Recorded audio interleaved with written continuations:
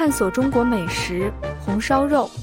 引言：中国是一个拥有悠久历史和丰富文化的国家，其美食更是博大精深，令人垂涎欲滴。在中国的餐桌上有许多著名的菜肴，其中之一就是家喻户晓的红烧肉。红烧肉不仅是一道美味佳肴，更是代表着中国人的情感和文化。本文将带领大家一起探索中国美食的奥秘，了解红烧肉的由来、制作方法以及其在中国文化中的重要地位。一、红烧肉的由来。红烧肉作为一道传统的中国菜肴，其历史悠久，可以追溯到几百年前。相传，红烧肉最早起源于中国南方的一些地区，如江南地区。据说，红烧肉最初是由一位名叫达康书记的民间厨师发明的。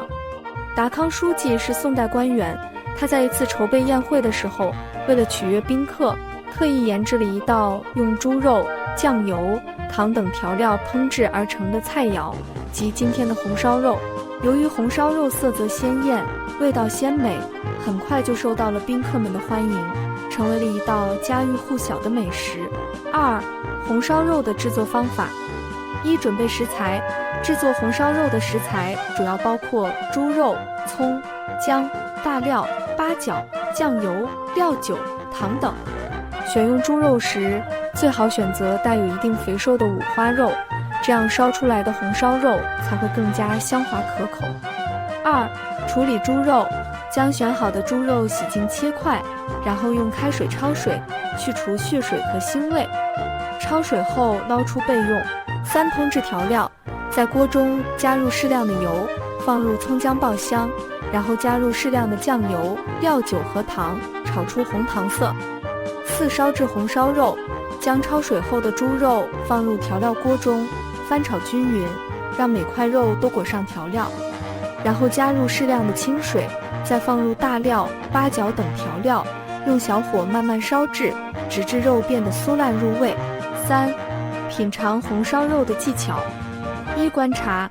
品尝红烧肉时，可以先观察其色泽，看是否呈现出诱人的红糖色，肉质是否饱满。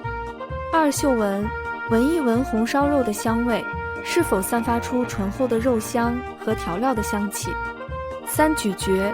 将红烧肉放入嘴中，细细咀嚼，感受肉质的鲜嫩和调料的浓香，品味其中的美味。四、红烧肉在中国文化中的地位。红烧肉不仅仅是一道美食，更是中国文化的象征之一。在中国的传统节日和重要场合，红烧肉往往是必不可少的一道菜肴。例如，在中国的春节期间，家家户户都会烹制红烧肉来招待亲朋好友，以示团圆和美好。此外，红烧肉还常常被用来招待客人、庆祝喜事等，象征着富贵吉祥和美好生活。结语：通过本文的介绍，相信大家对中国美食红烧肉有了更深入的了解。红烧肉不仅是一道美味佳肴，更是中国文化的重要组成部分，代表着中国人民对美好生活的追求和祝愿。